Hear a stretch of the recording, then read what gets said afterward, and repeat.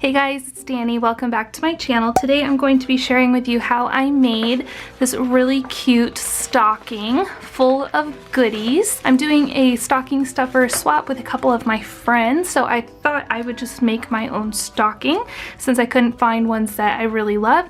So this way I was able to customize them a little bit, and I thought it would be fun to use acetate for the front part of the stocking so you could kind of see through and get little peeks of the goodies inside. And I don't know, I just thought it would be really festive and fun to do it that way. So I'm going to show you how to make this stocking. So the supplies that you will need to make this is a sheet of 12 by 12 paper. I used a sheet from this Pebbles one called Home for Christmas. This was from their collection last year, and I chose this black and white one right here, and it has just a bunch of like Christmas words and stuff on it. You'll also need a 12 by 12 sheet of acetate, and I will leave a link to the kind of acetate that I use down below in the comments, as well as all the other supplies that I can find for you guys. So you will need one 12 by 12 paper, one 12 by 12 sheet of acetate. You will also need a like stocking stuffer outline, I guess. I don't know. I just kind of freehand drew this on a piece of paper, and I made the top kind of flare out. That way when I sew it together, it has room to kind of open up a little bit wider at the top and still kind of be somewhat normal looking. So once you stuff it, it kind of straightens back out again. But I wanted to make sure that there was room to put goodies in here. Obviously you'll need a pair of scissors. I also used these binding needles. These are for like book binding, and these worked really well. They do have a blunted tip so they're not sharp and won't hurt you. I also like to use this linen thread. It's also used for book binding. I also have like an awl thing, which is very sharp, so you want to be careful with that, but you could also use anything that you can like use to punch a hole. So definitely need something like that. And then a couple of binder clips. So that is all that you need, and it does take a little bit of time. I will not lie about that, but I think the end result is so stinking cute that it's totally worth it. So I am going to get started. Yeah, let's get going. So I'm gonna go ahead and cut these out, and then I will be right back. So once you have both of your pieces cut out, you just line them up. And again, I like to use the binder clips to kind of keep them in place together. And then, because you're about to punch holes through both of these layers, it's helpful to have some kind of mat to punch kind of into. I know they make like piercing mats specifically for that. I'm just using a bit of extra like self-healing mat that I use to cover my desktop when I came into this office. So I had a little bit left over, so I saved it for purposes just like this. And then you will take your piercing tool and you will just pierce holes, like I would say like maybe every like half inch, maybe about a quarter of an inch in, all the way around, like all the way around here, leaving the top open. So I'm going to do that really quick, and I will be right back. Alright, so I have all of my holes pierced, so you can see them here. They're somewhat fairly evenly spaced, but you know, they're not perfect, and I'm totally fine with that because this is a handmade item, so it's gonna be a little bit imperfect, but I think that adds to the charm. So now that I've got both pieces pierced, it's time to sew them together. So how I like to sew this up is I take a length of this linen thread and I thread it onto a needle, and I put the needle about like in the halfway point and then fold the ends over so that when I'm sewing, I'm doing like a double strength. You know, there'll be like two things of the thread going through each hole instead of just one, because this is pretty thin. You could use embroidery floss if you have that. I just prefer this. As you can see, this is how I have it threaded. And at the very end, what I'm going to do is tie a knot. And I don't know if this is technically the correct way to do this, but this is how I do it, and it works just fine.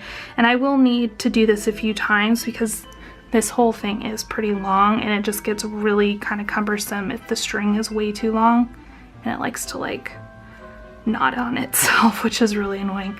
So I just do like a little bit at a time, and it's, you know, it'll take a little while, but it's totally fine. So I have my thread, I have my needle, I have my knot. So how I sew this together is called a back stitch. So you can't really see the holes here, but what you want to do is come down to the second hole that you punched, and you come up through the front, and you have that knot there, so it's not going to go anywhere. And then you go back up to the hole above it, and then you go down through the hole like that. And then when you come to the back, you'll go to this hole. So you'll pass your original hole and you'll go to this one like so. And then you will go back down, and then you just keep repeating that process all the way around. And it's really not hard once you get the hang of it, and I know I'm not doing the best job at explaining it, so I'm gonna leave a link down in the description bar below to a video by Amy Tan, who is the designer of the Amy Tangerine collections and whatnot, and she has a really great video on how to do this, and she explains it much better than I do, and she uses materials that are really easy to see on. So I'm going to link that down below for you guys to go watch, and I'm going to be right back with this all stitched up all the way around. Alright, so I'm almost done with the stitching. I only have like one more, and if you have a sewing machine, this would obviously go a lot faster. You would just have to play with like the tension settings and all that, since this is like plastic and whatnot. And I might try that in the future. I do have a sewing machine, I just didn't feel like getting it out and dealing with it. And I also want to show you guys, you didn't need a sewing machine, you know, to be able to do this. So I'm just going to loop this around a little bit, create a knot, tighten it, and then get my scissors and snip it pretty close. And then that is your little stocking. I think it turned out super cute, and you could stuff this with anything. You could put candies in it, or stationery, or whatever you want. And it's actually pretty sturdy, even though the back is paper. I find that it holds up really well, and you can stuff it with pretty much anything. I also did want to show you guys really quickly, because with this one I made my own like crinkle paper that matched. So I thought I would take a second to show you guys how I did that. It was super easy. So you just take a little piece of paper like this one, I'd say maybe like 1.5 inches by however long, and you just accordion fold it a few times. And it doesn't have to be perfect because you're gonna chop it up anyway. And then I have, so it looks like that.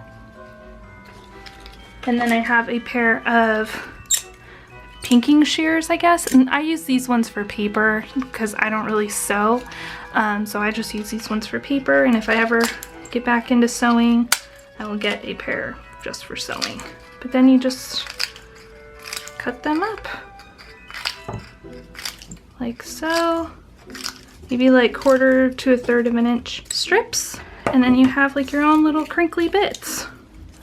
And it works really well. So I'm going to go ahead and do that for the rest of this paper, and probably this one too, and then I'm going to stuff this up and send it to my friend. And I'm not going to show you it all stuffed up because I don't want to ruin the surprise, but I'll probably post a picture at some point on my Instagram, and then if my friend decides to do a video, I'll link that down below so you guys can see this one all fully stuffed. But this is like what you could create out of it. So I think it's super fun, and I hope you guys enjoyed this quick tutorial, and I will see you in the next one. Bye!